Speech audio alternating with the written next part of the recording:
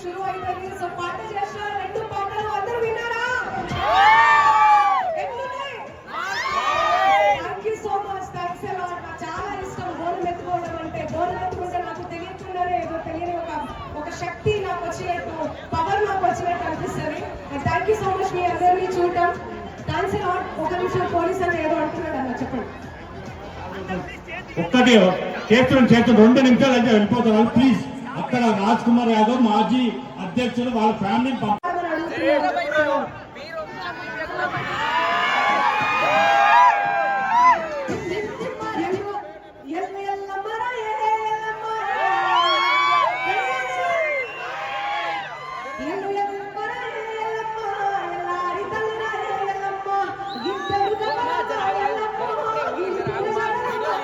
మీరందరూ చప్పట్లు కొట్టాలి. మీరే